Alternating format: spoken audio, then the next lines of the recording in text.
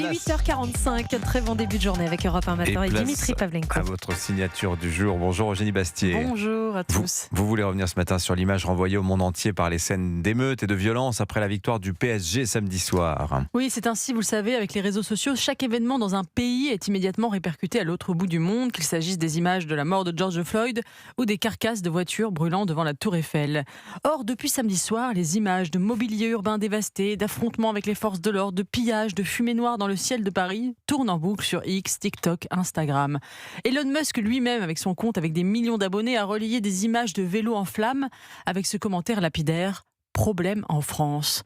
Le compte Visegrad 24, suivi par près de 2 millions d'abonnés, lui comparait les scènes parisiennes aux célébrations pacifiques de dizaines de milliers de Polonais après la victoire d'un match de foot. Zéro arrestation, zéro pillage, zéro violence. Des internautes chinois, indiens, latino-américains ont commenté ces vidéos de violence comme on regarde l'effondrement d'un vieux décor européen, avec en toile de fond cette idée, comme un éléphant dans la pièce: voilà les conséquences d'un multiculturalisme imposé par une immigration incontrôlée, une société ponctuée de flambées de violence. Ce n'était pas Emily in Paris, c'était Orange Mécanique sur les Champs-Élysées, et le monde entier l'a vu. Mais est-ce qu'il y avait une forme de manipulation algorithmique, voire politique, dans cette amplification des images négatives de la France ? Bien sûr, on connaît la chanson que vont chanter tous ceux qui refusent de voir ce qu'il faut voir. Ils diront que c'est l'œuvre d'une forme d'ingérence étrangère qui relaye les images négatives de notre pays pour les amplifier et nous nuire.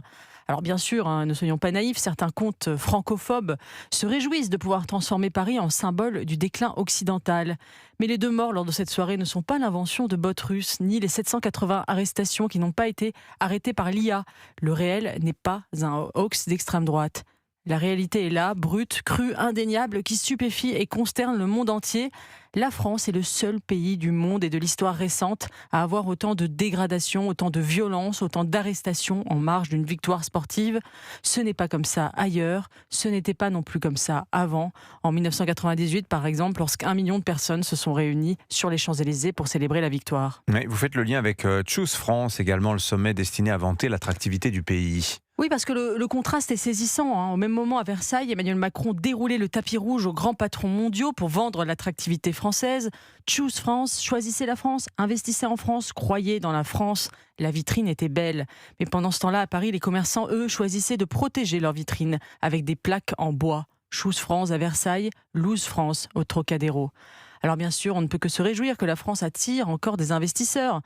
Mais l'attractivité économique ne suffit pas à masquer la désagrégation civique. On peut signer des milliards de contrats dans les salons dorés, mais si dans la rue l'ordre public s'effondre à chaque événement collectif, l'image du pays se fissure.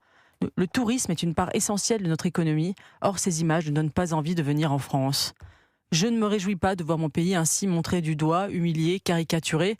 J'ai le cœur serré de le savoir la risée du monde. Aimer son pays pourtant, ce n'est pas détourner les yeux quand il s'abîme. Signature Europe 1, Eugénie Bastier. Merci beaucoup Eugénie. Dans un instant, sur Europe 1, votre revue de presse, Olivier Delagarde.